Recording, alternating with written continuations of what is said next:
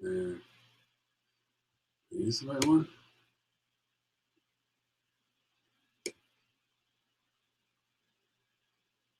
Yeah.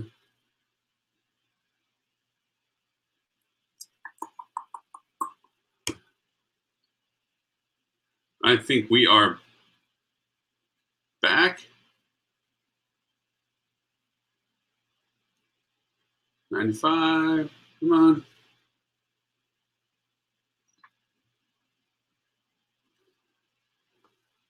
We're back live here.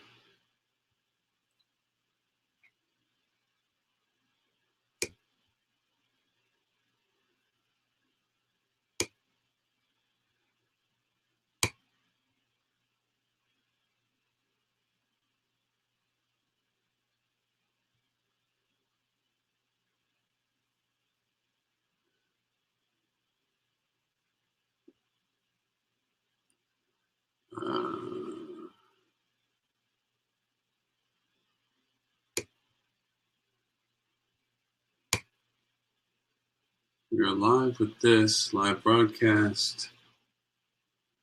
The link is not there anymore.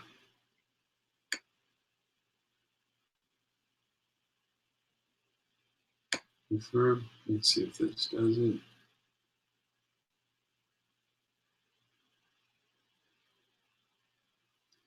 Come on.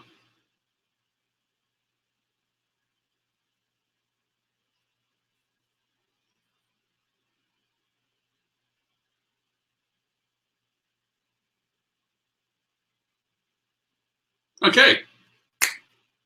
Now, if I can just get everybody to come back on our show together again. Let me send out an email. Boom.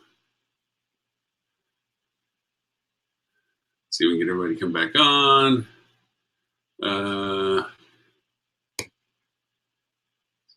See if that worked. We're terribly sorry, everybody that was watching us live and then died on you. Let's see. Tim, Peter, and Robert, Cole, and Holly. Zoba.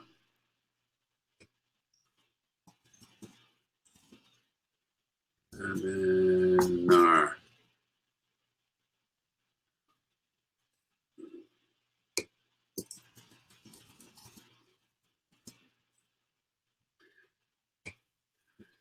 Okay, well, hand puppets.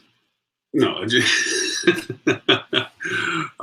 sorry for the unfortunate bump of us off. Mr. Edward StOnge made the unfortunate shutting. He was one of the co-administrators and shut us off.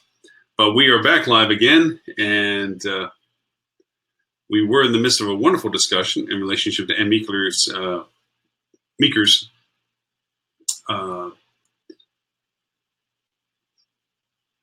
report. I'm just checking all of our live broadcasts on Facebook, YouTube, Periscope.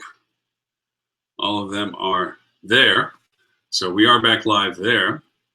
We lost our audience. Don't make everybody an admin. That's our rule to it. Some catch up on some of these things here. Let's see. We're there.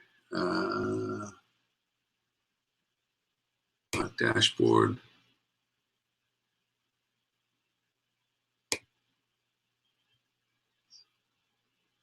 We should be live again. Let's refurb this.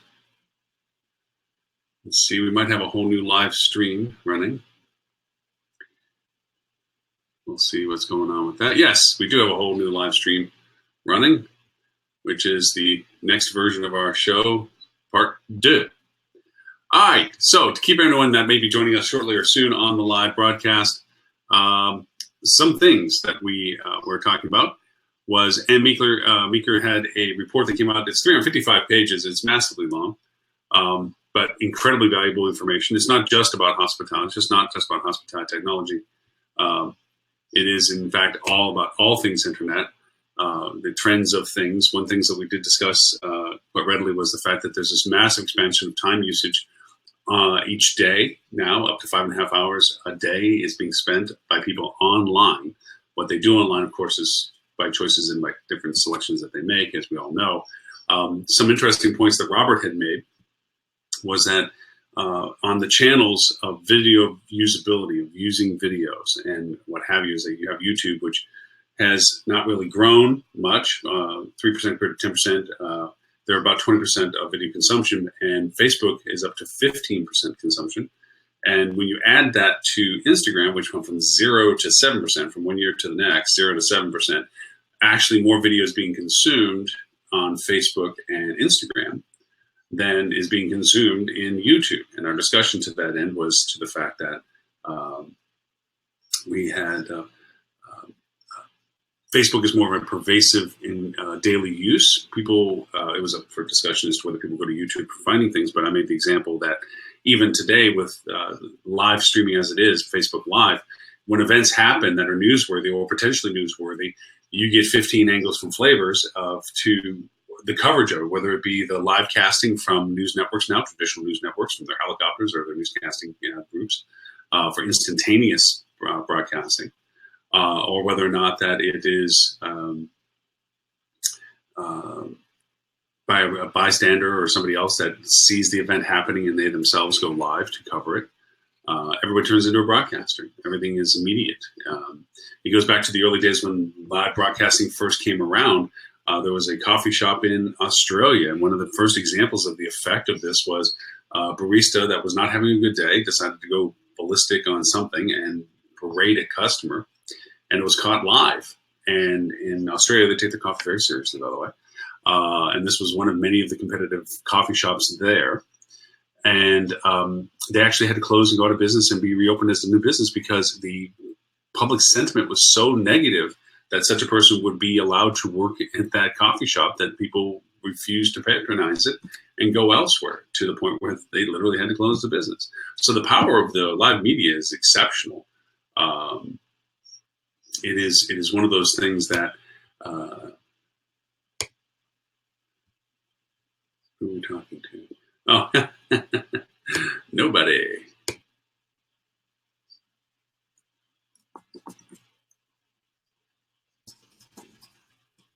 Started live. Yeah, sorry, we're typing some emails.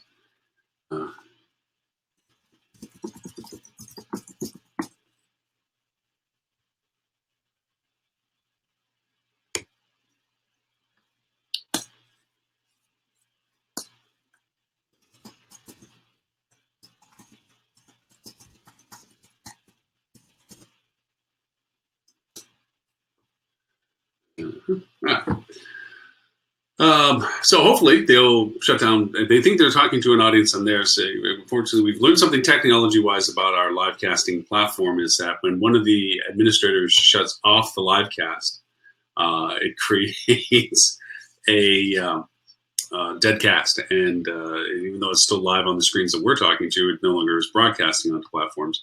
So when I restarted the live cast, we now have this show, which is like part 2 of our show 95.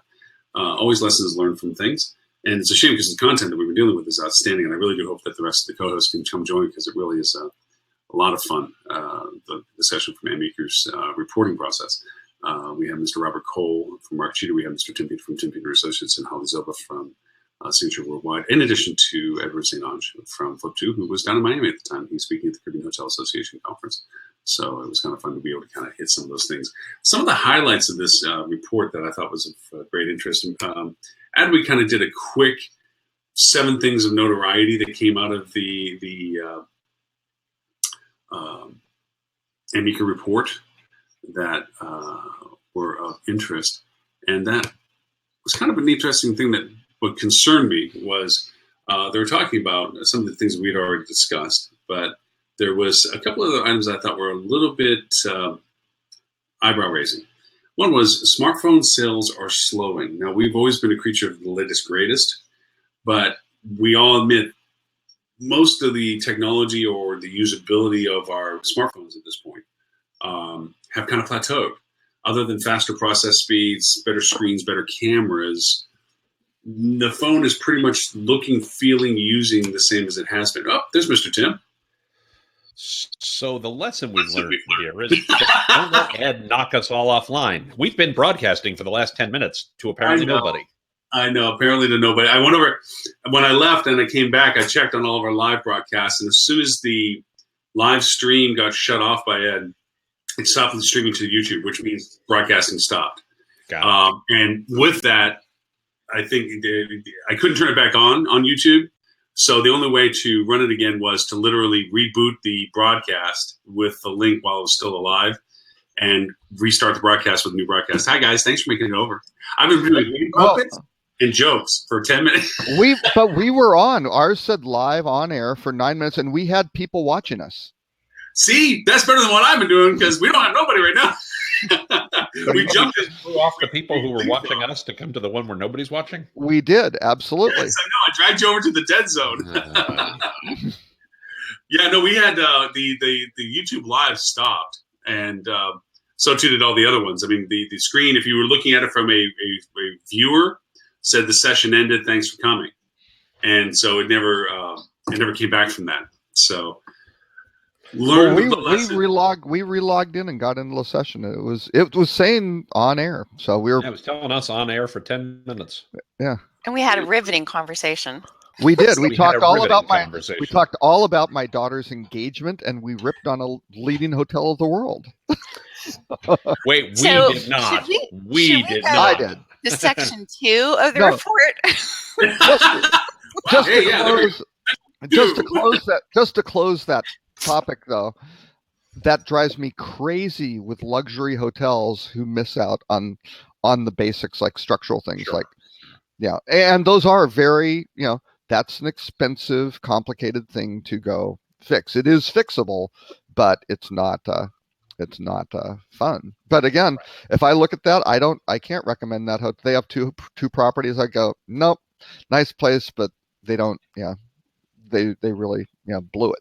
Sort of thing. So anyway, I have a question before we move on to. Oh, go ahead, Holly. Go ahead. On this topic. Yeah. So in the other homework that I did actually do for this thing today, it has the top. It's the eMarketer article: top 10 U.S. hotel and accommodation sites ranked by total traffic. Yes. Yeah. So Airbnb is number 1. Right. Booking.com 2. Hotels.com 3. Marriott International. I don't think Airbnb spends a lot of money on advertising with Google. I think they have figured out. I mean, you don't ever hear. You have Booking.com spending $4 billion.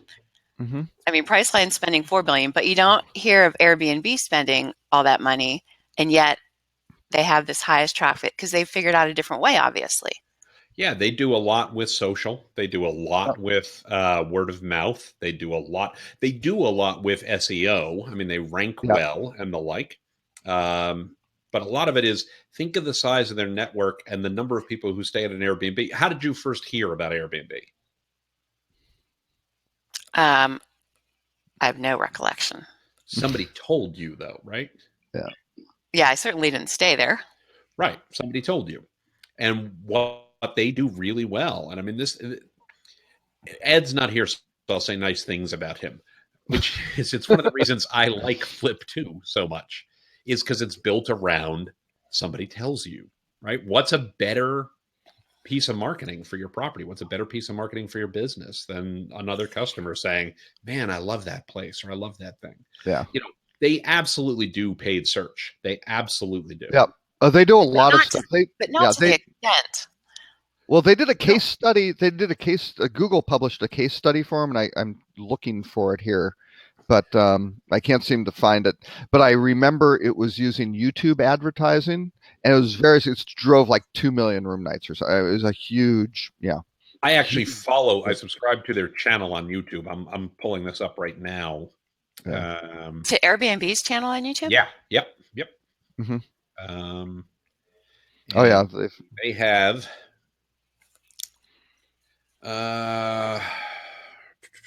video. One video 3 months ago has almost 5 million views. Here, I'm just going to go to all their videos, and I'm going to. They spent according to Statistica, these are a little bit old. 2014, 5.1 million. 2015, 23.5 million. Airbnb spent 23 million, and they're the number 1 visited site. of all the right. brands. Like, doesn't I don't know. Doesn't seem like the brand should No, the brands should. copy. The brands don't have the same cost structure of Airbnb. Yeah. They have the cost of human capital at the hotel brands crushes them compared to Airbnb and Priceline and those. Robert, let's compare like to like here. Remember, most of the brands are asset light, so their human capital is not their biggest cost. But still, even with the problem with for the number brands, the problem for the brands is if I'm a franchisor, how much do I make per reservation? Do I make per reservation? Right. I make franchise fees of 7.75%. Yeah. Maybe a little bit of marketing fee or something along those lines, but all that's got to go to marketing fund typically, right? Right. So most of it. Well, the total revenue stream winds up being somewhere for average, right? It's around 10%. 10. Some of the ones Hilton Garden Inns and Hampton Inns, things like that, get close to 15%. But let's call it 10, right? Yeah. Let's call it 10. Let's call it 12. Yeah. Okay. If I'm Expedia, what do I make per reservation? Yeah. Right. I make 15 to 20. That's right. If I'm Airbnb, what do I make per reservation? A ton. A ton. You make 15 to 20 because they make 15 to 20. But only 3% of that comes from the seller, from the person who's providing the lodging, because the model, because they have a marketplace with limited competition. When they build up their pricing, it'll be 3% fee to go against the hotel, the owner, the host, and 12% is paid by the guest, right? So they get 15, and in some cases they get more, right? For other, Holly, you asked a great question that I want to push back on, right? It's not a bad question, but I want to challenge the assumption of it, okay? Which your question is, why don't the brands copy this? So there's a couple reasons.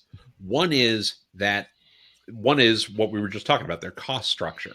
Their cost structure and the revenue. Hotel brands make less money per reservation than do OTAs or do people like Airbnb. Top line. They also have more capital,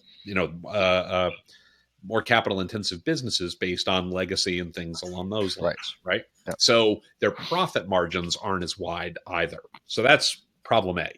Mm-hmm. The bigger problem is the core of your question, and is the part I want to push back on.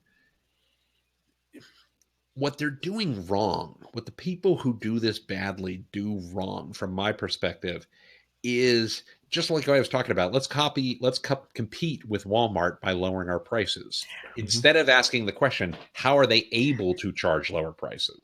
Right.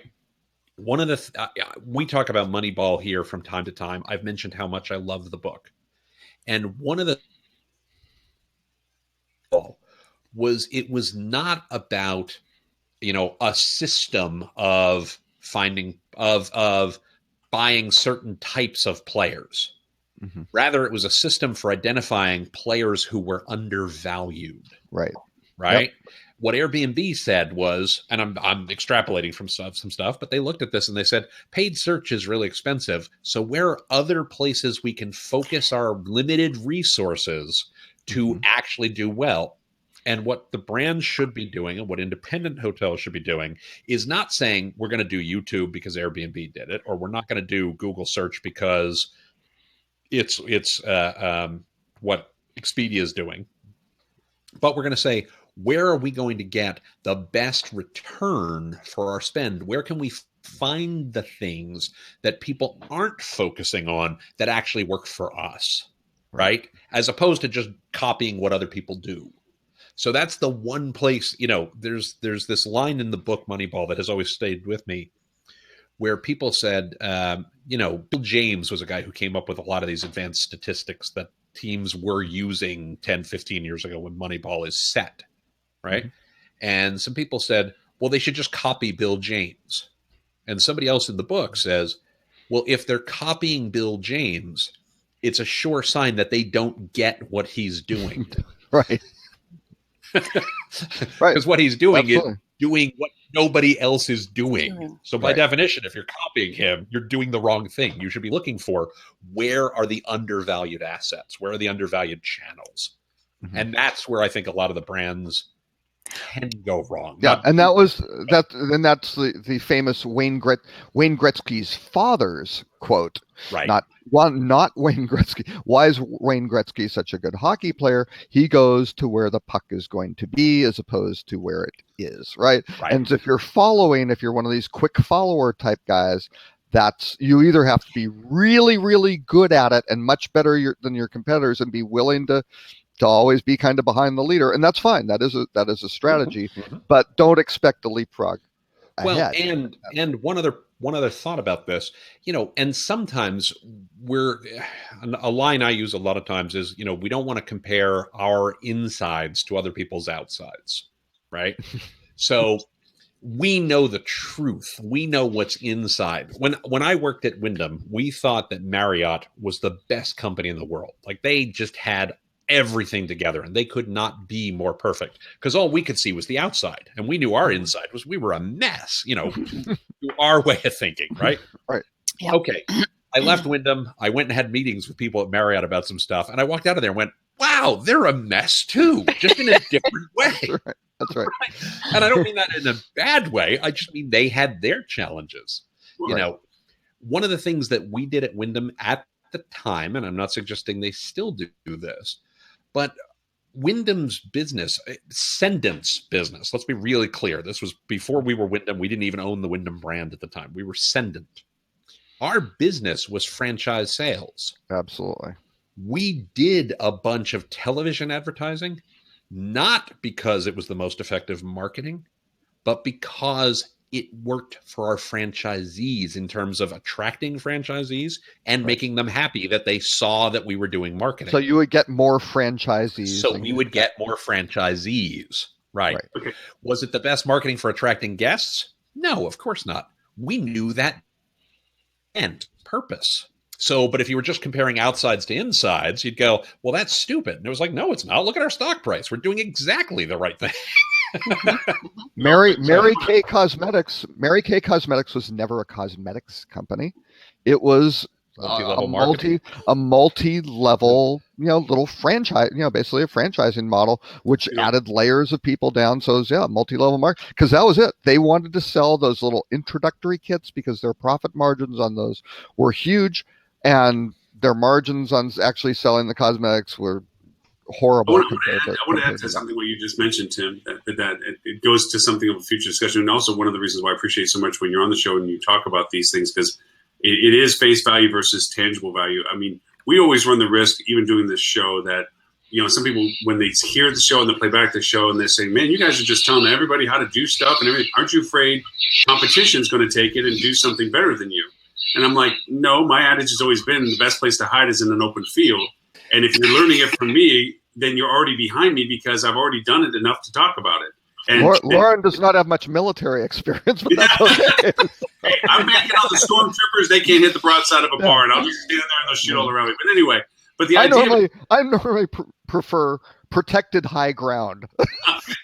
Sure, but the idea of this is that you're talking about face value. You look at a successful operation. There's always three questions that happen in the C-level office. How much money can we make from it? How much is it going to cost us to make that money? And who else is doing it? And to the third question of that, they only see the face value of what was done. They don't see the failures that created the successes. They don't see the methodology that created the pattern of performance. They only see the performance, and they try to, as you said, the Gretzky thing, they're going to where the puck's at the moment. They're going to what they just saw, not to what it actually took to get to the next step. Right. And so because of that process, it goes with the marketing as well. People go over and see and they mimic the pattern, but they don't get the same result, and they don't wonder why.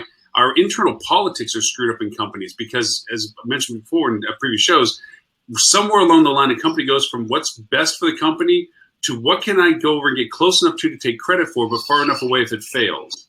And so there's a self-preservation process that goes in the company. So when those questions get asked, who else is doing it? The first answer you want to give is, they did it this way. This is what they did. And if it was successful, you introduced it. If it failed, it was them that did it. So it's inherently a flaw of ours that in the corporate structures, to your point of Marriott, the outside looks shiny and good. The inside's a jumbled, soft, gooey mess because the process is flawed. Well, and we also had very real discussions, and this is a place where people go wrong a lot. And I'm not saying there is a right or wrong answer to this question. I'm saying too many people don't answer this question, and I credit. I've heard this from lots of people in my life. Charles Schwab, Chuck Schwab used to talk about this. Ted Tang at Leading used to talk about this. Some other folks I've been lucky enough to work for in my career. But who is your customer? Right. And one of the things we were really good at Sendent, whether you agreed with this being the correct customer or not, but our customer was the franchisee. Absolutely. Our customer was not the guest. By definition, Sendent was not in the hospitality industry. Right. We only did what was right for the guest insofar as it was beneficial for our franchisees. Our customer was the franchisee. Yeah. So we did things from a marketing perspective, from a guest marketing perspective, from a hospitality marketing perspective that were not good ideas conceptually because they weren't good for the guest, but they were good for the franchisee. I'm going to go ahead. Go ahead. That's just so short-term thinking. You can't. By the way, long-term. Agree. Mm-hmm. I mean, I think that's part of the problem. I mean, it's a huge part of the problem. But let's look at Sendent. Hang on. Let's just look at Sendent Travel Distribution Services, who I work for. A different group than Tim did, but I worked for Sendent for a while. We sold a company to Sendent, and the company that we sold to them had the patent on dynamic packaging. And our business model was very different from everybody else's, and it was very, very supplier centric. Sendent bought that, did the let's follow them, and tried to make it Expedia-like, change the business model, and kind of killed that product line. But Sendent Travel Distribution Services, over the period of 4 or 5 years, spent $8 billion acquiring companies. Right. And that's what Sendent did. Sendent acquired things. They did 700 deals back to the HFS days when they rolled up all those brands. That's what they did. They did deals. Right. And they were pretty good. Right. They were good on the B2B. So, they owned Avis and Budget. They owned in real estate, Century 21, ERA, Coldwell Banker, 90,000 employees. But in the travel distribution services area, which is a relatively hot growth area where you look at groups like Priceline and Expedia doing quite well. They spent $8 billion, and 4 years later owned Orbitz, by the way. They did own Orbitz, and they owned WorldSpan and Apollo. Yeah, they tons of stuff. They owned lodging.com, they owned trip.com, they owned CheapTicket, all this stuff. They spent $8 billion and they sold it for $4.5 billion. One of the greatest value destroyers in the history of travel. And it was because they were not good. They didn't have that franchisee to serve. They were trying to be this, and in the travel, there was no customer. The only customer was the market, was the street. Right. Yeah, and the consumer, and they were not good at that. Well, but here's where I want to, Holly, I want to push back on your point about the short term. First of all, you can do it wrong and only be focused on the short term, right? Mm-hmm. Doing it right is you're going to do what's good for the guest because it is franchisee, right? That would be the ideal. Right. But you're doing it because it's good for the franchisee. And there are wrong reasons. Let me give you a real world example. A real world example. This is a Ted Tang example he used many, many, many times, but I want to give credit where due because he's right. And both are incredibly successful organizations, right? You have American Express and you have Visa. Mm-hmm. They do the same thing, right? But American Express's customer is the card holder. Right. And they will do what's right for the banks and they will do what's right for the merchants because it's good for the card holder. Right. Visa's customer is the bank. What's good for the card holder and they will do what's good for the merchant because it's good for the bank. They take the long-term view, right? But they never forget that ultimately they're doing it in the service of the banks, right? Mm-hmm. And Amex ultimately does what they do in the service of the cardholder. You can make it work in both cases, but sometimes you're going to come up to a decision of, should we charge more for this or should we charge less for that? Should we raise fees to somebody or should we lower fees to somebody? Well, is it good for the cardholder or is it good for the bank? Is it good for the guest or is it good for the hotel owner? Right. On the answer to that question, you put yourself in a better position to actually make what is the right strategic decision. It doesn't mean that you won't do things that are bad for the franchisee in the short term because it's good for them in the long term. When I was at Sendent, we threw out a whole bunch of franchisees who had terrible quality because they were devaluing the brand, right? We held a lot of people's feet to the fire that they had to invest in their properties to improve the quality because it was good for all the other franchisees. Right. It was absolutely bad for some of the franchisees. It was absolutely terrible for some of the guests because we took rooms out of inventory. We didn't have things available to sell in places, but ultimately we were taking the long-term view of what was the right thing to do for the group of franchisees. And it was, amputate the gangrenous toe, But ultimately, that benefits the guests. I mean, therein lies the difference. I think you benefits have to the franchisee because it benefits the guest. Right. Correct. But here's a key thing of how we even got onto this. So we look at the major hotel groups versus Airbnb and the OTAs. Right. And this applies to Google and this applies to Amazon and certainly to Airbnb. Who are their customers? And I would say those groups are destroying brands intentionally as a strategy, because brands generally, the tradition is that you add value. If you're part of this brand, you can charge a premium price because of the branding associated with it. Where I think the hoteliers made a tremendous strategic mistake was going to their frequent guests and going, hi, we're a brand, you're a frequent guest, save 10%. Right. And the brand doesn't pay the whole freight on that. They're only, their exposure is a sliver, the owner's exposure is a lot. So who does that benefit? It benefits the customer. Yeah, but you look at Google and Amazon, and actually, again, if you look at L2 research and Scott, what's his last name? Whatever Scott's last name is, NYU professor, had his great little videos, and he's been haranguing on this for a while.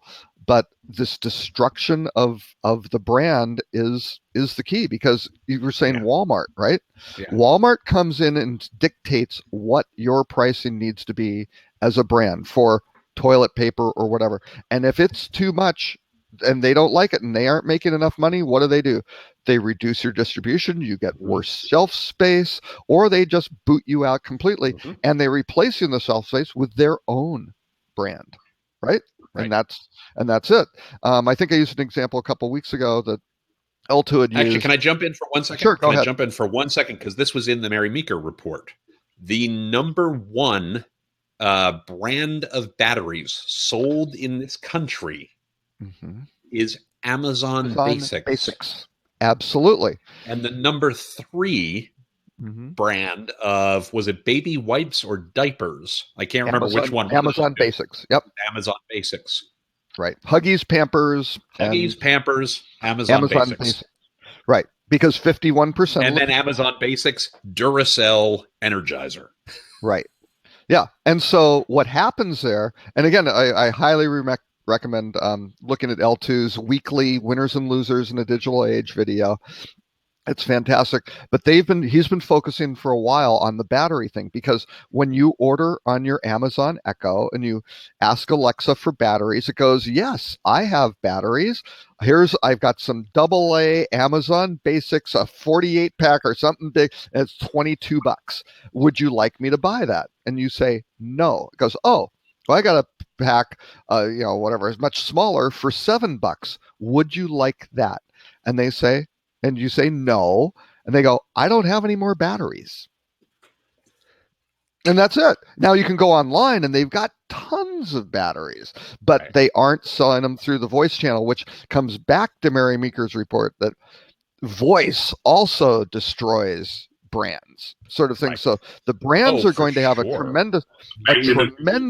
tremendous challenge against these factors. You've got cost structures, you've got intermediaries who are behaving on behalf of the customer. On behalf right? of the consumer. And they're saying the consumer wants lower prices and this kind of quality, and you aren't doing it, so we're going to send them someplace who does. And that might be us, because we can do it faster, cheaper, better, sort of thing. So those are huge factors. There's a great video. I'm trying to find a link to it right now. I think I talked about this in a podcast a week or two ago. So if I put up a link to my podcast, it's only because I want you to have the link to the other video. Actually, I didn't put the link for Anne's page on here. But Jeff Bezos was interviewed at a conference, and he had an amazing comment. Actually, I found the link to the video, so I'm going to put up the link to the video itself. Okay, so while you're doing that, real quick. This is very fast.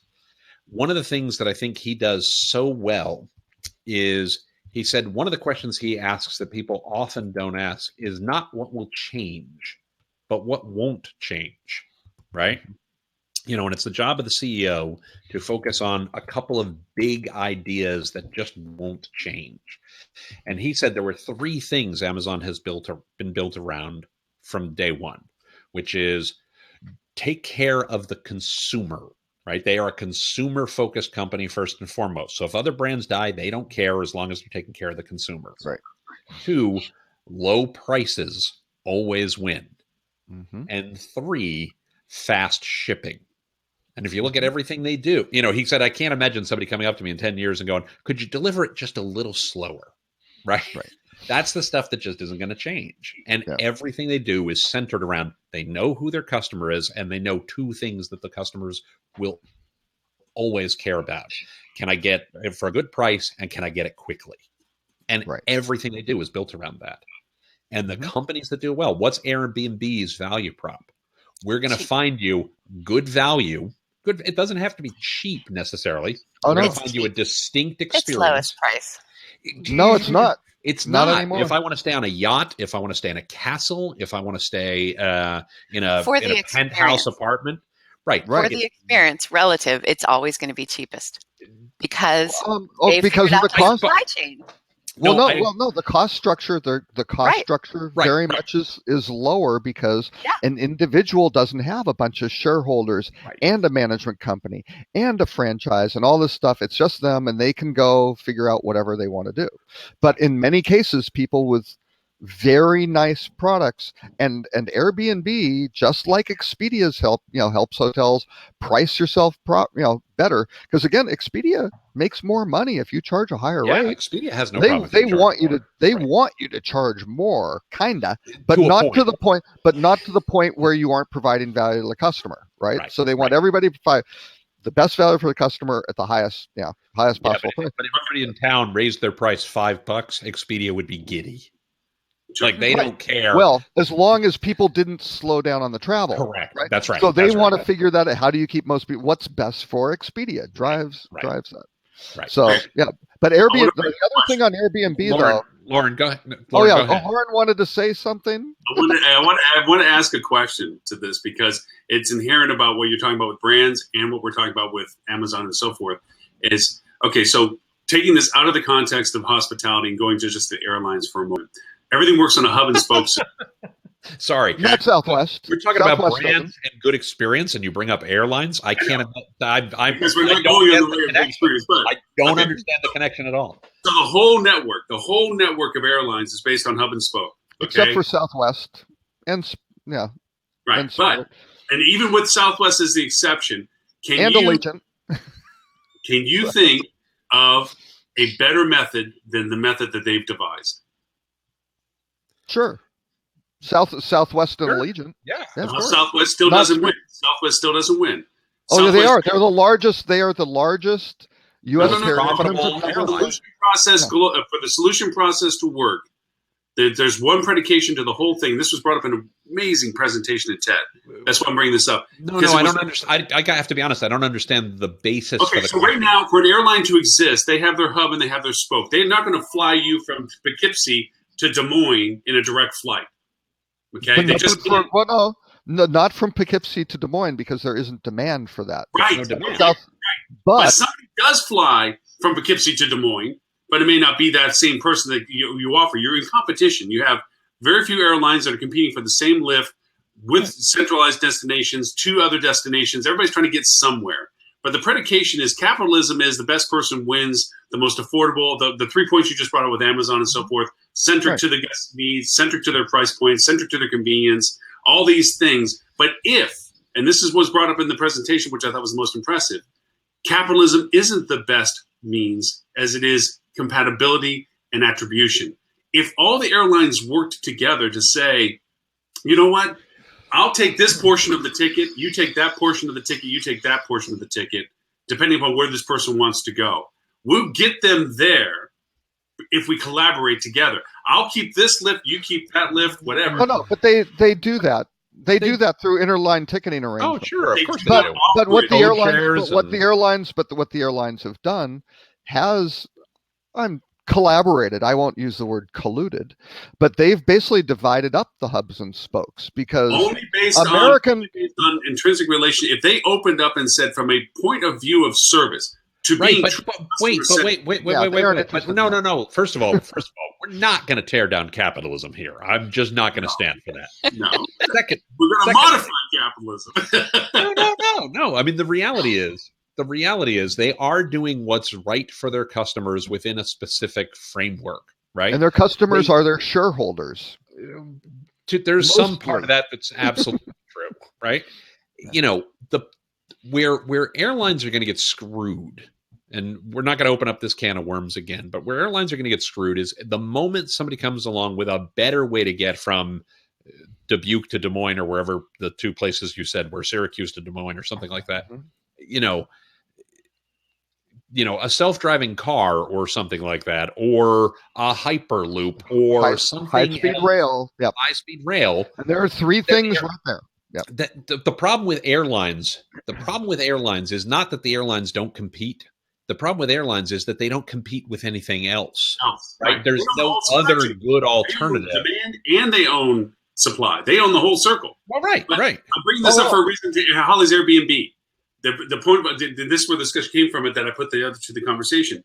Airbnb's success is not to the dedication of they themselves as it is to the dedication of each of the inventories that are available to market. So if I have a house in the same city that Holly has a house in, and we're offering inventory to the same people that are interested to it, the narrow casting of what is known about my house and her house are individually similar and promoted, where brands are exclusionary of each other. They want to be individually their own success. Airbnb collectively decides one tier up. It's a destination value, and my individual product, as unique as it is individually different than Holly's product.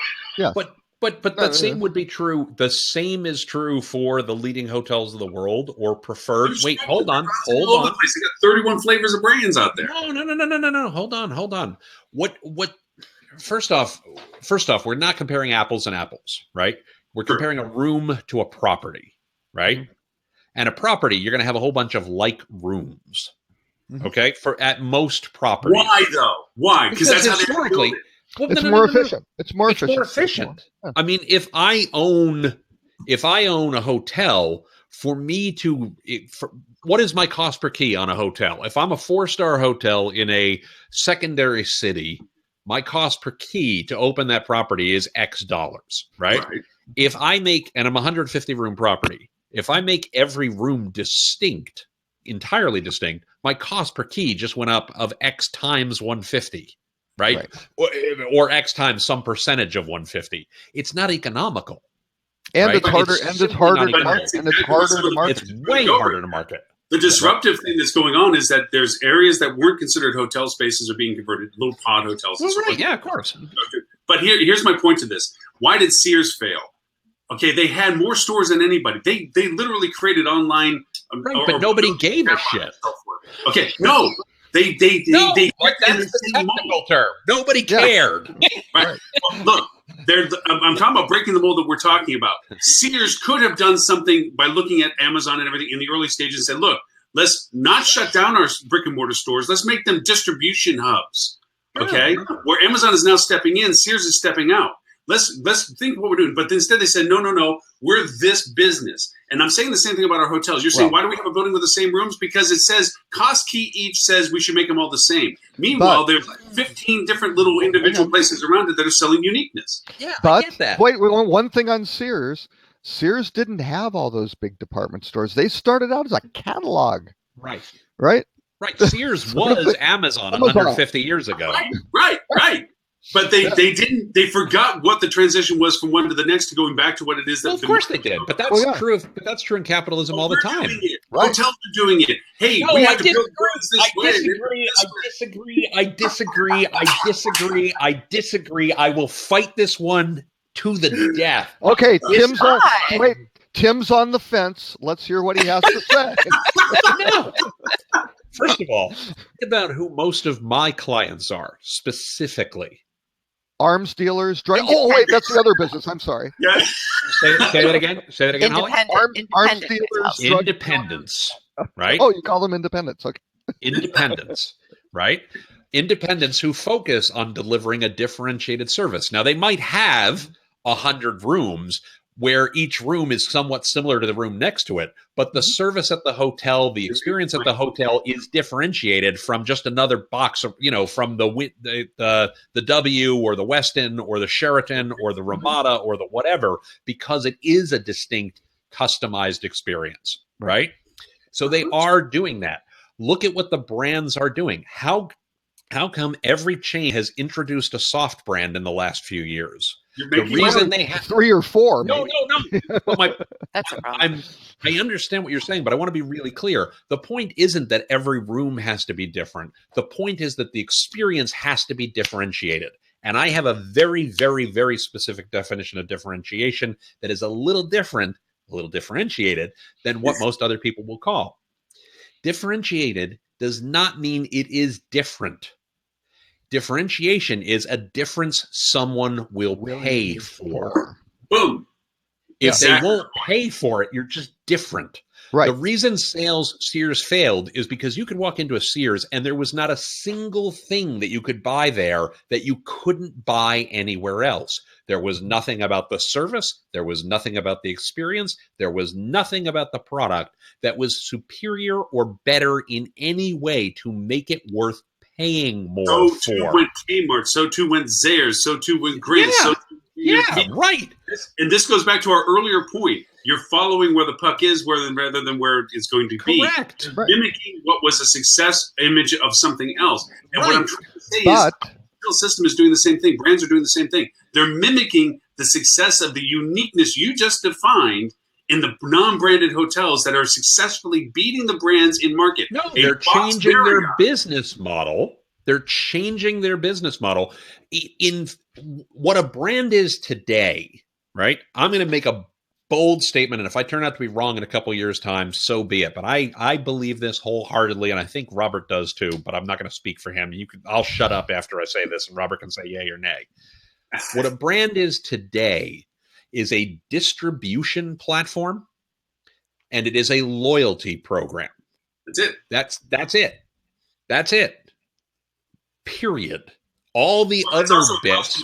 Program. It's meant to standardize pricing so you can build more effectively. Well, sure. But that's not the brand. That's not what the brand is, right? That's part of their value prop. If I'm a franchisee, if I'm a hotel owner, I'm going to sign on with Marriott for a lot of reasons.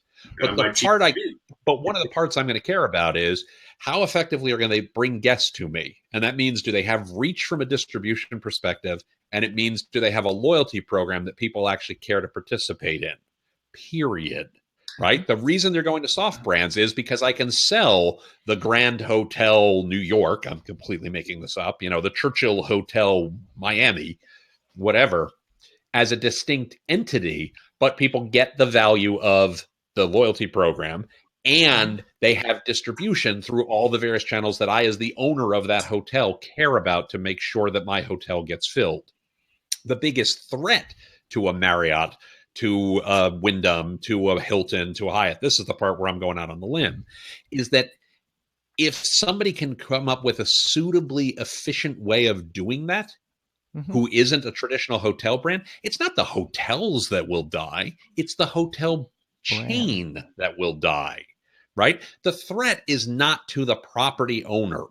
Right. If a hotel can't beat Airbnb at merchandising and marketing its rooms and explaining to guests why it's a good value for their dollar, they're a crappy hotelier and they deserve to be out of business.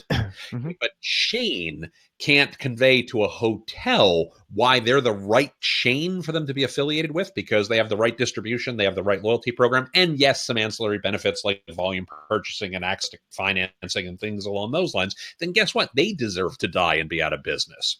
Period. Plus, if that brand keeps that property owner from being able to compete because of violating a brand, you can't do that better because that's going to screw it up for all the rest of the guys. That's a problem. I agree mostly. I would say you got kind of a as opposed to yay. The loyalty make for a very boring show if everybody just went, yep. The loyalty programs, though, are not loyalty programs. They are reward programs. No. You're right. You're right. So, loyalty ones are more recognized. The origin of branding, though. Our origin of branding was homogeneity. The reason why Holiday Inn and Hojos and stuff started is because the lack of awareness meant that you had to have conformity. Of course. You went into a McDonald's and got the same burger you did when you went to McDonald's somewhere else.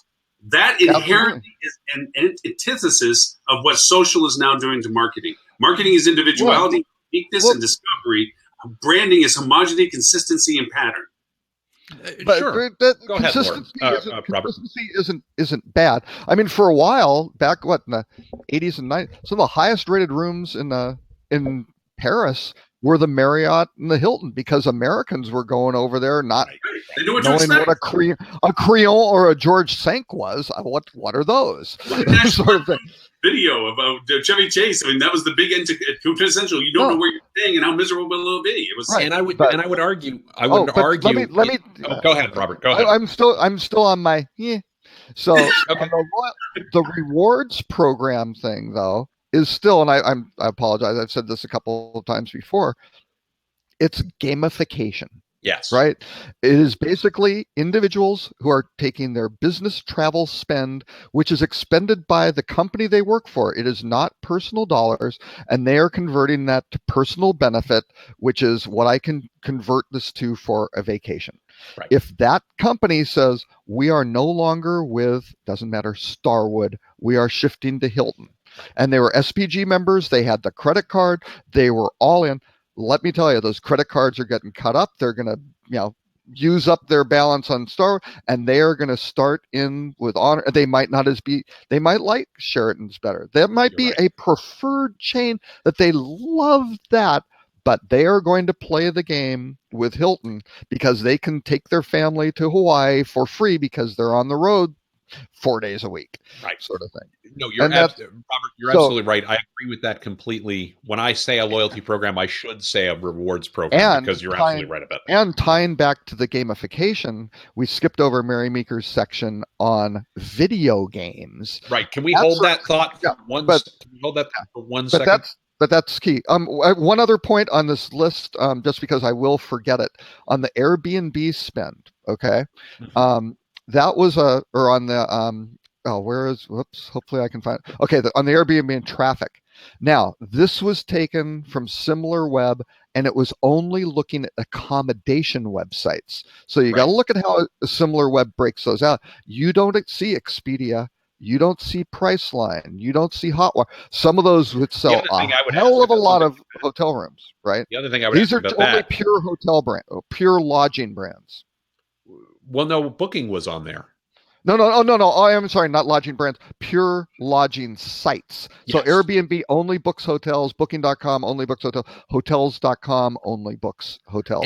And one question I would have about that, by the way, plus MetaSearch, plus TripAdvisor, none of that stuff is on here. So all of a sudden, those start going down too in terms of. Well, and I would ask the question of, does it also take into account the fact that Marriott has 30 brands and multiple brand sites, Wyndham has 15 brands and multiple brand sites. Is it aggregating those? I believe that Or is it doing? yes, So that It is is. okay. that is aggregating, because the Airbnb number, the U.S. Airbnb site's about 66 million Yep. or so. So that's global, and yes, they rolled together the Marriott Okay, sites and the okay. Hilton sites, Fair enough. as far as I can tell. Okay. So But going back to the point about, differentiation and you have to differentiate yourself. You must, right?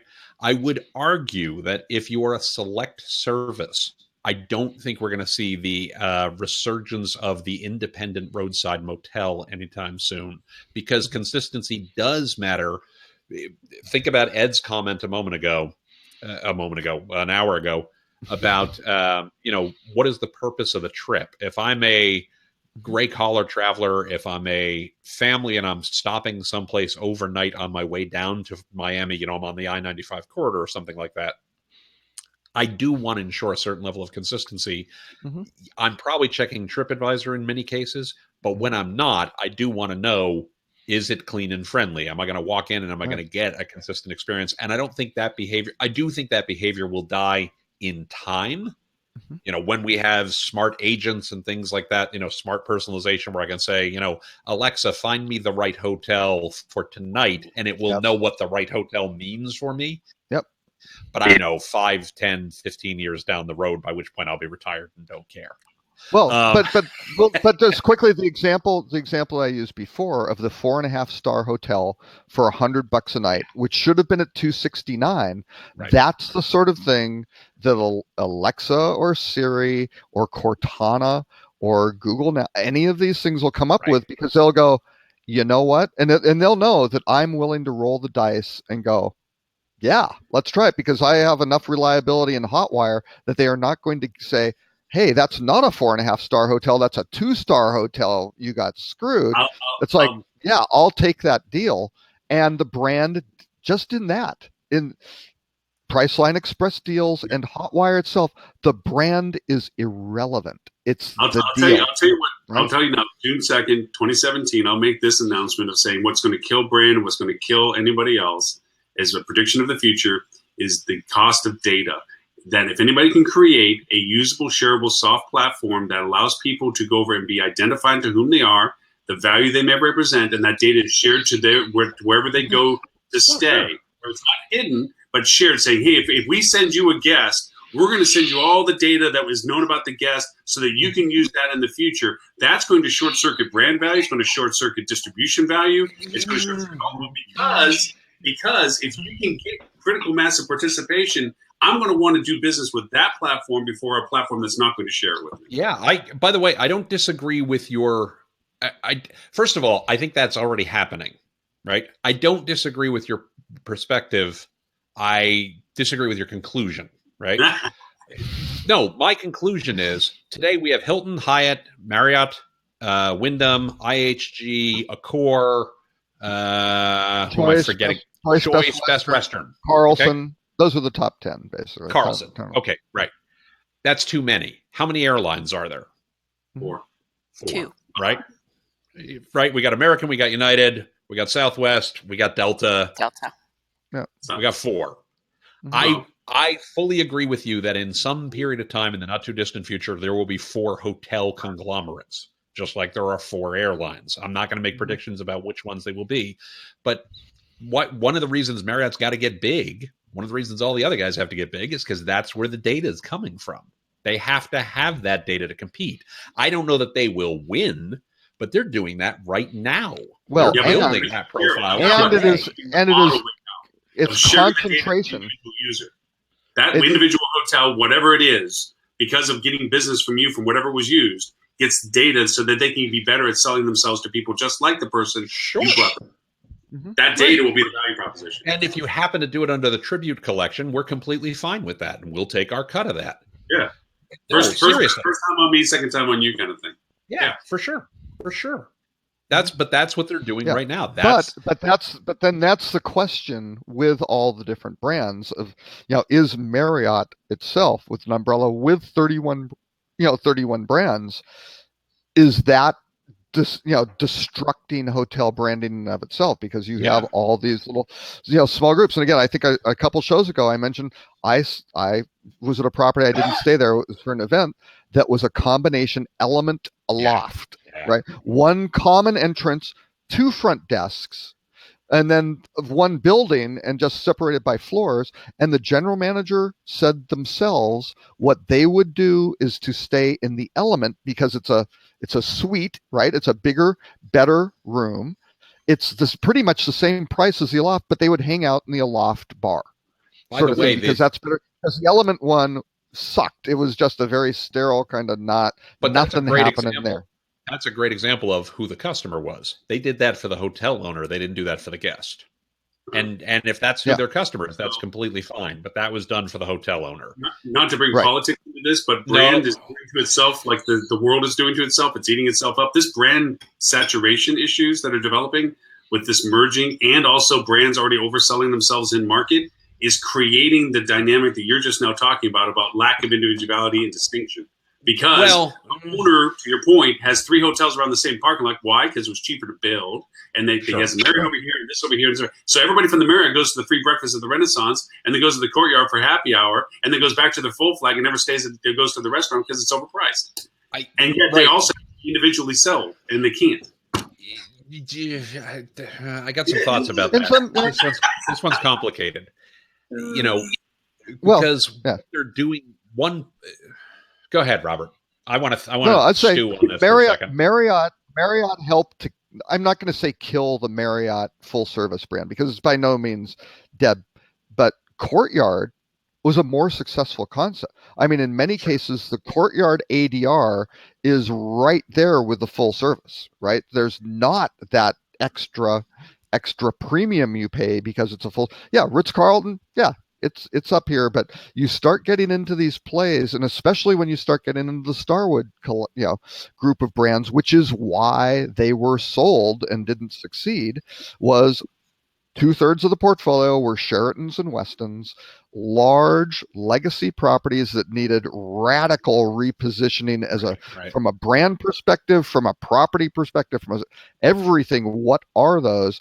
And that's a problem. And Marriott now has all of those, all the legacy, and then they've got a bunch of cool alofts or cool little properties, and this is over there, and the soft brands are cool little things, but over the Marriott International umbrella, but the individual brands start losing. So I'm going to come at this a slightly different way. This is the first time I've ever thought this, let alone said it out loud, about Marriott specifically. So I reserve the right to be wrong and retract this later, while acknowledging that I was wrong.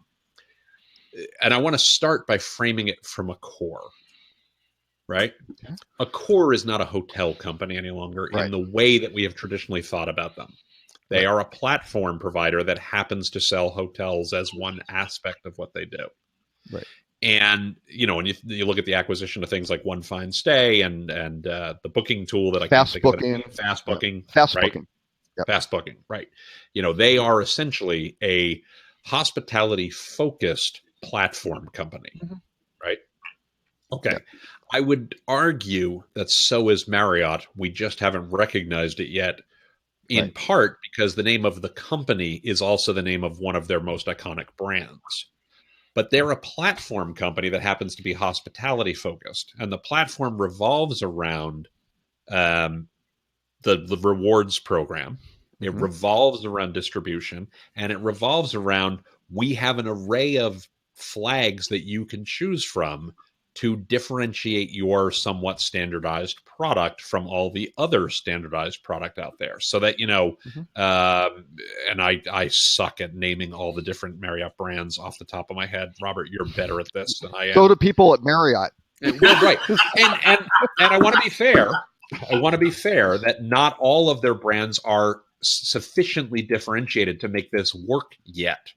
But if I'm an owner and I've got, I could have a property be, Ritz-Carlton because it fits the needs of that specific guest, or I could have it be a Courtyard because it fits the needs of that guest, or I could have it be a Tribute Collection or an Aloft because it fits the needs of that guest. What they are undoubtedly doing, and I think they're doing, but I can't speak to this abundantly authoritatively, is they should be working on getting those brands to mean something very specific.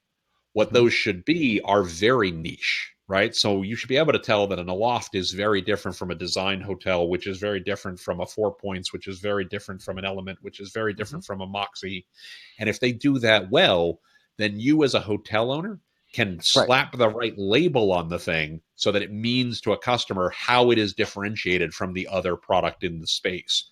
Right. But I think they're in the midst of that transition to becoming a hospitality-focused platform company, and to think of them as through the traditional hotel company lens, I think misses what it is they're actually doing. Whether or not they're doing it well, or whether or not they got there yet, is another matter. But that's where I think they're going. One thing is that they haven't dropped any of the brands, because I believe, and there should be a dead pool of the brands that don't work. But the fear is they need to hang on to all those properties, because their shareholders are like, wait a second. They can't go to the street and say we dropped 1 million rooms. Yeah, you know what? Now we're going to clean up our brand, and we're going to get rid of all, Sheraton and Westin just aren't really very good brands, so we're going to dump them. Right. Yeah, that sort of thing. But the folks that I work with on Wall Street, a couple different groups, collectively we kind of figured on the valuation of Starwood, about 40% of the value of that company was Starwood Preferred Guest. SPG was the value of that organization, because if you tried to break it up, and that was certainly a strategy, Westin goes here, Sheraton goes there, here goes a lot. It collapses, right? It's just like it dies. So Marriott has to keep that together. And the other is density, right? In New York City, Marriott has 193 properties. It's around 100 properties. It's insane. Hilton has 8, sort of thing. That Marriott won New York, sort of thing, with this, with this thing in terms of just raw footprint in this high demand business and leisure market. They've got more inventory than the other guys, and that's the game of the bigger guys. The bigger guys winning. I'll also tell you my dumbest, smartest decisions I gave a client, and that was they had 3 properties around the parking lot. Dumbest, smartest decision. Okay. Dumbest, smartest decision I made, and they were noticing that their free happy hour at their Residence Inn had seemingly a lot more people than the actual hotel that actually had people staying. Sure. Now, we all know in the Marriott hotels, you get whatever key flavor that they have that they're rotating through. So I said, hey, in order to cull down your people, because I'm watching them walk across from the Marriott to come to your happy hour, and they're not staying at your hotel. Now, all these hotels are owned by the same group. Yeah. So I said, just make your keys. They can't use them at the other 2 properties, and only for your Residence Inn, and then have somebody just simply have welcome to, their happy hour, so forth and so on. Can we see your room key to confirm that you're staying with us? And it was brilliant, man. Boom, cost went down, the attendance went down. It was only the people in the hotel, and so did all the reward members that were staying at the Marriott, because they learned that I can't go get free drinks at the Residence Inn anymore. I'm not going to stay at that Marriott. I'm going to go someplace else. So, dumbest smart move. So what we ended up doing was, all rewards member, or if you're not a rewards member, to sign up is all the admission that you needed to come into the happy hour. So we flipped it, and then actually added it into the campaign. Hey, no matter where you stay here, you're invited to everything of all 3 of the hotels. Yep. And matched the prices, and did some similar things in the Marriott Full Flag Hotel that Residence was already doing, to save the inconvenience of having to walk over to the Residence Inn to enjoy it. They just stayed in the hotel, and you know what? They had their happy hour.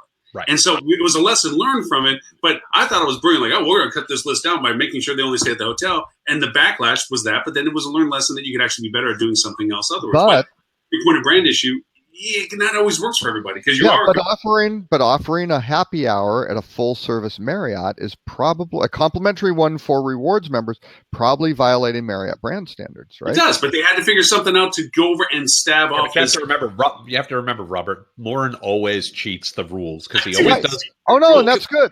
And I embrace that concept. Yeah, absolutely. Yeah, I just choose to work with independents, so we don't have to break the rules. It's gonna have to fight the rules. The kid who was raised Catholic is still getting worried about getting hit by a nun. But here's an example. It's confession. It's the confession experience. There's like 60 Hiltons in New York City. 60? There's a 47. One of the biggest battleships is Midtown. Midtown is one of the biggest fat cows out of the top 8. I mean, that makes major money. Oh, well, wait. Can I Okay, yeah, let's look at. Yeah, I'll do a quick look in Midtown and see what we got. Well, wait. So. Can I do a quick Or just example? And Manhattan. I should say Manhattan. I often don't talk about this brand in the present tense because A, I'm a shareholder, and B, my wife works there, right? So I don't often talk about Wyndham. But I do think they're doing a really effective job here. What I was just describing with Marriott. I did a search for New York, New York. They have 67 hotels, right? I did this on wyndhamhotels.com, right? Yep. The first property that comes up is the New Yorker, a Wyndham hotel. Yeah. The second property that comes up is the Hotel Henri, a Wyndham hotel. The third is the Wyndham Garden. The fourth is a Wyndham Garden in Chinatown. The fifth is a Wyndham Garden at LaGuardia South. The sixth is Wyndham Garden Brooklyn. We got a bunch of Wyndham Gardens. Wyndham Hamilton Park, which is in New Jersey. Then we have Wingate. Then we have Trip. Then we have Wyndham Midtown. Then we have Howard Johnson. Then we have Ramada. And as long as they do a good job of differentiating what those brands mean, then they're doing the right thing of helping guests say, yeah, this is a differentiated offering, and that's okay. You know, we can debate whether or not they're doing a good job of that. We can certainly, I think it's absolutely clear in Marriott's case, and I'm not picking on them because I'm not a shareholder, but I'm picking on them because of they just merged these two companies. There's some definite overlap where brand A, that was a Marriott brand, and brand B, which was a Starwood brand, are kind of the same thing in the minds of guests today. Doesn't mean they can't separate them and differentiate them. It just means that right now there's not as enough pulling them apart. Also easier to do when there's 15 brands in the Wyndham case, and then when you have 30 in the Marriott case. But I'd be very surprised if they aren't selling those 30 brands as very distinct experiences in some reasonable time frame, right? We're all searching online now. Is what's happening. No, I'm counting. I'm counting. You can see. I'm counting. You can see my lips moving. That's what I was doing. I actually just searched on Hilton. It says 46 magic hotels. But that's welcome to the world of ownership group. No, they're about 30. There are about 30 Hiltons in Midtown, or not Midtown. I would say in Manhattan, something like that. Sure. No. So yeah, I was exaggerating, but I'll do a quick count for Marriott. Please talk among yourselves. She's going to nail you down on that. But now welcome to the world of multiple hotel ownership with multiple brands. That issue's been existing in their world for a very long time. That's always been true. Right. I mean, we used to have, I can tell you a real world story that we used to have an owner who used to have a billboard right on I-78 in the middle of Pennsylvania that listed 3 of our he owned 6 properties. 3 of them were our flags. One of them was one was a Holiday Inn, one was an Embassy Suites, and one was like a Hilton Garden Inn. So here are our 3 flags and 3 competitor flags all on one billboard. And he was violating the hell out of brand standards. Yep. Now, he also was off a very popular exit of I-78. So did we bounce him from the system? We did not. Because he paid his franchise fees on time every single month. So, you know, the point is, Robert, Loren, you're absolutely right that you have to differentiate your product. I think you can differentiate your product within the context of a flag to a degree. I think it's easier with some flags rather than others, right? Absolutely. And I think that's a core question you have to ask is the brand, right, doing enough to make that flag sufficiently differentiated? And the ones that do that well will be fine. The ones who don't are going to be in trouble. But Marriott can afford to have a flag fail, right? Because they got 30 of them. Right. If they can make the other 29 distinct, they'll be fine. Sears' problem, Kmart's problem, just to bring this full circle, was who cares, right? Why would Macy's has the same problem right now. What makes Macy's better than any other store out there? Nothing. They're doomed. They're doomed. Well, unless they can figure out why I should care about Macy's. And it's not just Macy's. The Journal Square is a different reality because that's an experience. That's a destination unto itself. But Macy's, the other chain, Macy's, the chain, is all in these shopping malls where foot traffic is plummeting. Foot traffic, but not in all malls. No, not all.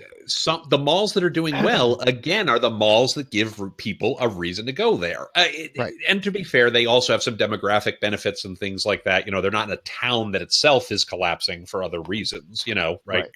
But they, again, sell the destination first, create a differentiated experience, etc. Like, you can see this pattern again and again and again in industry after industry.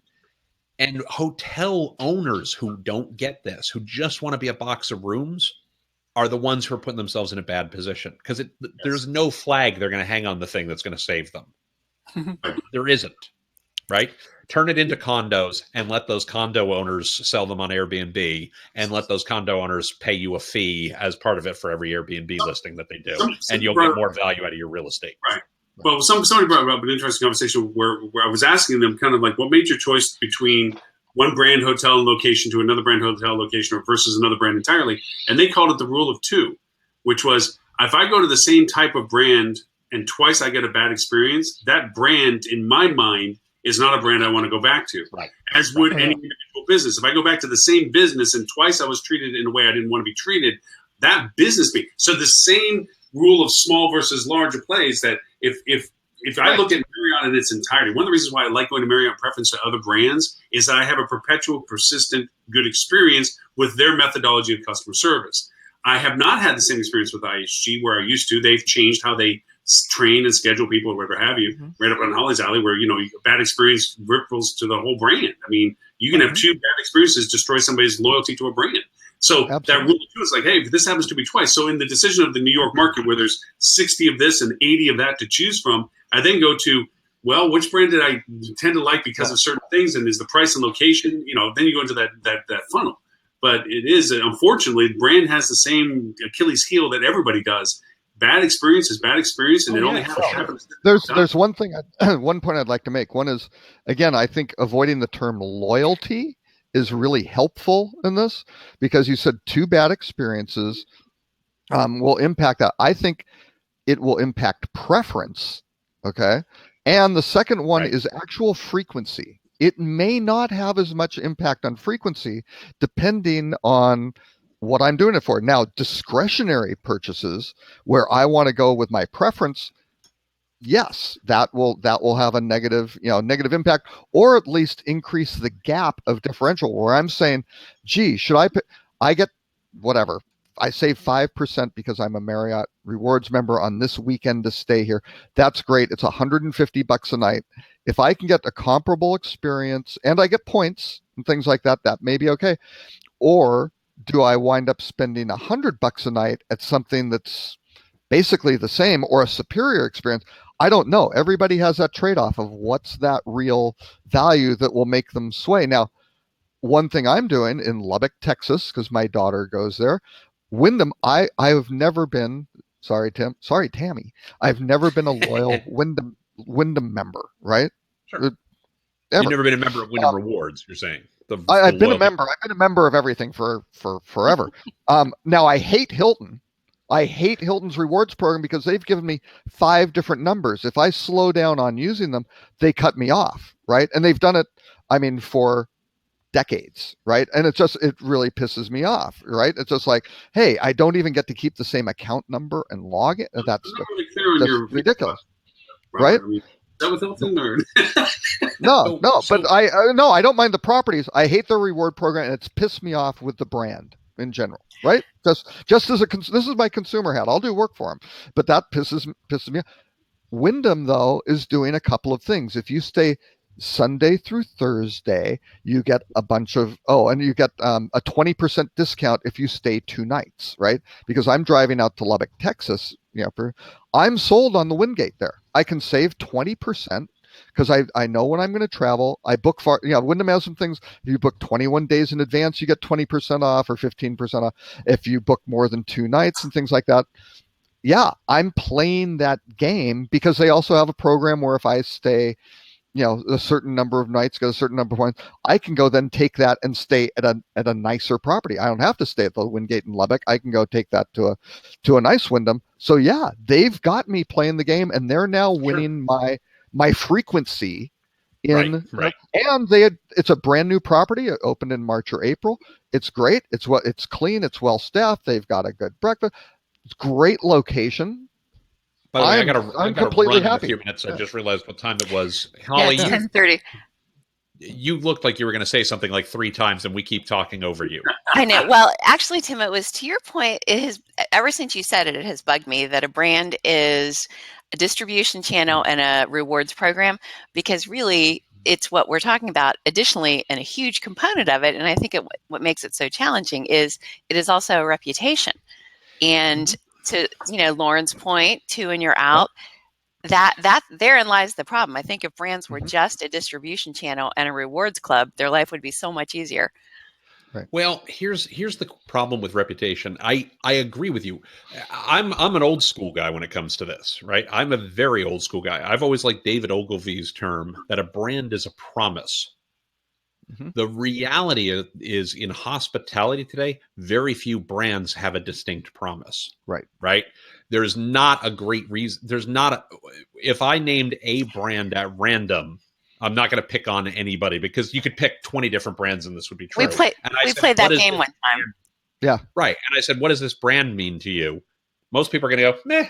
Right. Yeah. A brand today, a flag, I won't call them a brand, a flag today, and Robert just demonstrated it, is a Tinder date. Right. It'll do for now, but if something better comes along, I'm out, right? Wiping on. I still think I'm still amazed. OTAs. Wait, I'm still amazed hold on that. Hold on. Okay, I am incredibly brand loyal. Yes. Right. As are my daughters. With my iPhone, looking at my Mac, with my iPad sitting over there, I'm incredibly brand loyal. I'm incredibly brand loyal to Amazon. Right. I own 3 different Echoes. I buy everything on Echo. I know I got a Google Assistant, by the way, a couple of weeks ago, but that's another time. So there is such a thing as brand loyalty in the real, right? It doesn't exist in the hospitality industry very often. No. Because the reputation of most of the brands is just, most of the flags is just okay. If they did a better job of that, correct. Well, it's not even that there's too many. It's that they don't stand for anything. Because there are too many. If, there are 4 airlines, except they're sort of all bad, but I think if there were fewer, and we did, it was a fun game we played one time when it was just Ed, Robert, and myself. Robert read the different descriptions of the brands, and we had to guess who they were. We had no idea. That's, I guess, way back to earlier when I said, why don't the brands copy Airbnb? I guess that's really, if I were focusing on that, I would try and, create a brand that had that brought some meaning back to the reputation. Well, then they can save a ton of money on Google ads. What Airbnb has done very well, Airbnb has created a great reputation for Airbnb. Right. They're, the brand that they're selling is Airbnb. They've done a terrific job of that. Absolutely.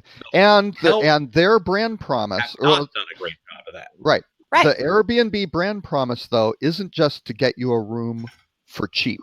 That's correct. It's to match the right host to the right guest. That's exactly right. Really, really important when they're the host selling is the present. experience. Yeah, really important for their coach, but that is a very small portion of their business, right? So now the host not present stuff. The same with HomeAway, VRBO, all those things. They're all kind of morphing together. And just wait, I don't know if anybody's going to go buy Airbnb. It may just be too expensive. Its market cap is higher than Marriott's, I believe. Sort of thing. Priceline did a great job of this for years. What is Priceline's value proposition? This may be less true today, but if you talked about this 2 years ago, what's Priceline's value proposition? Cheap. But more specifically than cheap. Oh, name your own price? Yeah. Name your own price, right? Even though most of their business was not name your own price. Right. Well, they had a value proposition that people understood. Oh, I got the negotiator. I can name my own price. I'm in great shape, right? Yep. They had a well-defined, well-articulated brand value proposition. And name the hotel. I think Ritz-Carlton does it. I think Ritz-Carlton absolutely does it, right? I think Ritz-Carlton, the name Ritz is Right. huge. From my get your bingo card out. Right. Four Seasons, when I was there running marketing By planning. the way, I think Four Seasons does it too. Four By the Seasons way, and I am loyal to yeah, Four Seasons. I can't spend $680, $850 a night. It's not responsible for my family to Right, do right. that. But I would love to. It's aspirational. I am loyal. It is my favorite hotel group. I think they do it better than I think anybody the else. Roger right? Smith did it really well. I think Hampton think- Inn did it for really well for a long time. The who? Hampton They Inn was, today. yeah, for a long time though, Hampton nailed it. Which Oh, Embassy. Yeah, Embassy. That's true. Embassy Suite. Suite nailed Super it for 8 a long nailed time. it. Super 8 nailed it for a long time. Yeah. It's select service, but I mean, their thing was clean and friendly. Right? It was like McDonald's. You knew what you were going to get, right? Right. And you got it. You got clean room, friendly service, and a hot cup of coffee when you left in the morning. Yep. Motel 6. We'll Yeah. keep the Right. light We'll on leave for the it. light on, right? Okay, I have to It can go. be done, but I don't think people are doing it well today. Yeah, And there's not. And there's I not, think we all agree on that. and there's Yeah. not patience. There's not patience from the investment community Right. to give them enough, time and expenditure to go fix something. Because again, is 31 brands? I think you get the people at Marriott off the side and go, is 31 brands the right number? Is that if you were building this from scratch, would you have 31? They'd be like, hell no, they do not want it. But that they're dealing with what they have, and they've got to figure out how to keep everyone in the fold with fewest defections. And let me tell you, Hilton and Choice and everybody else is lined up there going, come to us. You're gonna, they're gonna mess you up. You're gonna get less business. We can do a better deal for you. Let's let Holly bolt, because I know she has to go. I want to answer one thing or state one thing on that, and then I'm going to run. Holly, where can people find you? Oh, Holly Zoba, signatureworldwide.com. And don't forget to mention our special guest next week. Oh, yeah. Wait a minute. You tell them. Go ahead. You're the one that brought him to the table. So on next week's show is going to be Lance Fensterman, who it's a little bit of I can't quite figure out what he's doing on the show, except that he's a good friend of mine. And he is according to the most recent Forbes article, nerd boss. He runs Read Pop, which is many of the Comic-Con, Star Wars, everything like that. And he's coming to talk to us about, Oh, very cool. The reason why he's on the show is because we're all geeks at heart and we're just dying to talk to him. That's Now, the cool. Now, will there be cosplay in next week's episode? We're going to have to get Ed. I'm sure. I'm asking for a friend, Ed. Yeah, you can say for sure with Lance, it will be entertaining, and obviously from a loyalty standpoint, he has some fascinating stories. Oh. They have some of the most awesome. loyal customers. So, all right, bye. Thank you. Bye, Holly. Thank you. Bye. Take care, Holly. Have a great weekend. So, here's the one thing, though. Notwithstanding what the folks at Marriott told you, right? There were more than 31 brands in the hospitality industry before Marriott bought Starwood. Mm-hmm. To Loren's point earlier, I think there should be more than 31 brands. Mm-hmm. Because I think if we actually focused on each brand being representative of a specific customer group or specific customer need, you probably want more than 31 brands, right? It starts getting tricky in terms of what's the maximum return to Marriott and their shareholders. No, that's entirely fair. When you start saying this is particularly a drive market hotel, a Super 8, right? You can find those on the highway, and then you start saying, well, that's not a city center one, really. Right. And that's probably a good differentiation. That is probably a very good differentiation. Yeah. So, but you then kind of go, well, yeah, but we want to have super, because people are looking for that, and they want the units stacked vertically instead of horizontally. It's good. We can do that same experience. So do you call that a different brand or the same one? And it is, what's the differentiator on all? Is it the physical plant of? Oh, we lost you, Robert. Oh, you froze. You look kind of funny though. Well, while he's frozen, I'm going to say, I talk about my folks all the time down in Charleston who own 4 hotels and essentially have 4 brands, right? Mm. The reality is you can have multiple different brands. It is a very fair point are some questions of, can you invest the resources in managing 31 brands? But that's not a case. That's not a question of whether or not it makes sense from a consumer or guest perspective Right. to have 31 brands. That's a question of, can you operationalize it effectively? Right. I mean, to be fair to my folks, my friends down in Charleston, if they bought a fifth hotel today, they don't. I think they'd be the first to tell you they don't have the resources to run 5 brands. Right. Right. So the point is, we're coming at this from 2 slightly different perspectives, Robert. We actually agree, I think, more than disagree. Oh, sure. You're saying that he's so full of shit. Thank God he's not on. No, I said my friends down in Charleston, while you were gone, I said my friends down in Charleston own 4 hotels and have 4 brands. Yeah. So you can do it. It's same more a family, question of same family or different families? Same family. Same family. See, that's another win for the chain, right? Oh, no. I'm sorry. These are all independent hotels. Oh wait, when you say they're same different family brands owns them, not same brand family. Right? No. Oh, okay. Right. No, there is an operational question of, do they have the resources to manage 31 brands? But that's not the same thing as, is it good for guests to have 31 distinct experiences? Right. Those are 2 different realities that are both true. One being true doesn't make the other one false. They both are valid. Right. Yep. But one's an operations question and one is a marketing question. Right. But again, I look at the destruction of brands with that, because between Ed's evil TripAdvisor analogy sort of thing, if you can, and Airbnb, if you can get what's the best experience for you as an individual with your travel party for the purpose of that particular itinerary, and fit the best property or unit, whatever that, probably unit, actually, the single best unit for you, that's the end game, right? Right. But I'll tell you, we did this wrong at Wyndham Ascendant years ago. We did this very wrong because we did lots of brand extensions. That was really what devalued the brands, right? Yeah. When we cleaned up the system, in my last couple of years there. And when I say we as a company, not me, but when we as a system cleaned up the system, we did a lot of, we'd come up with a brand extension that really was meaningless, or really a plus or a minus, as the case may be. Yeah. And what we did was we took a lot of those franchisees and said, okay, well, you were an X brand minus, you're going to move into a different brand because that's actually what that brand should be.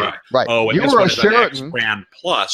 We're going to move you into a different brand because that's what that should be. You're a Sheraton. And some franchisees said yes, and some franchisees were like, the hell with you. Right. You're a Sheraton. You suck. You're a 4 points. Yeah. I mean, realistically, right? And your fee, and we're going to drop your fees a little bit. Correct. Or you're a pretty good brand and you run into leave. Hey, we'll throw you into soft brand. And you keep. But then it turns into the politics. All right, but if you were to put this much FF&E in, we might think that you could move up rather than down. I mean, it always is leveraged in that sense too. I will tell this story because the statute of limitations has surely passed, and anybody who worked on this is almost certainly gone from the company. I'm going to look that up. we had a brand. We had a brand, Ramada Limited. Yeah. And Ramada Limited was an exterior corridor, right? 50 to 80 room roadside property. Yep. Well, that's not a Ramada. It should never have been a Ramada. Right. And it was a terrible thing to do to the Ramada brand. But they were trying to compete with a Holiday Inn Express. Well, the problem, which was not the same product at all. Actually, the problem for us specifically was we had a Howard Johnson and a Travelodge on the opposite corners. Right. Yeah. So we couldn't make it what it should have been. Right. Right. Because Howard Johnson is supposed to have a restaurant with an orange roof serving clam strips and ice cream. Hey, on that note. Open late. Yeah, and you probably think MTV should play music videos too. Yeah, right. All right. I do. On that note, it is very, very late. I need to roll. Well, for everybody, Mr. Robert, if people want to find out more about you, where do they find you? TimPeter.com. Oh, no. I'm sorry. I always forget that. I'm sorry. Robert K. Cole on social media and rockcheetah.com. Mr. Tim, where can they find you, sir? I would be at rockcheetah.com. No, I'm at timpeter.com. timpeter.com and TC Peter on Twitter. I'm Tim Peter everywhere else. And I abuse your Twitter handle on a regular basis. I am constantly posting over to you on a regular basis. So I appreciate that, actually. Feel free. And where can people find you, Loren? Well, they can find me at hospitalitydigitalmarketing.com. This show is archived at /live, as is all of our 94 previous shows. We are coming up on the 2-year mark here in the middle of August, but our 100th episode will be on July 7th. Thanks to all of you all. Oh, really? Yeah. When is the 100th show? July 7th is our 100th show. Oh, okay. And I don't know what to do. I mean, if anything, 100 is 100. I mean, not until it gets, 112? That's the 2-year mark. August 15th, I think, is our 2-year mark. But all said and done, it has been awesome, and it continues to be awesome that you all participate and we spend the time. These dialogues, I know they're long for some, and I try to do better good crib notes as to when people should drop in at what time to listen to what topic. But it's hard to encapsulate some of the great statements and points being made simply by trying to do one-line zingy referral points. So especially when you have three separate recording streams on a show. Especially when you have 3 separate. This So one is a parallel. I'll have to send them out as such that people to discover them, and I try to put the good crib notes into it. But anyway, I do sincerely, persistently appreciate you all being able to be on the show, say what you say, share what you share, and to take the time to do this every Friday. I sincerely appreciate it. And on July 7th, on July 7th, we will see who is really dedicated to this and who are just kind of the, kind of fair weather host. I have long since never gone over and thought of being sad about. I'm sad for the lack of participation, but not for the lack of effort. I always appreciate whenever you do any shows up. I have to leave for the airport. I have to be in the car at 12:30 p.m. on July 7th. Wow. And I need to be clear. The way I typically pack, I may not be packed at 12:30 p.m. on July 7th. So I will do my very best to be here for some part of it. But I'm smiling. No worries. Again, I appreciate it each and every time I get the opportunity to be able to talk to you all. And I will share some interesting stats on my personalization video insertion into emails.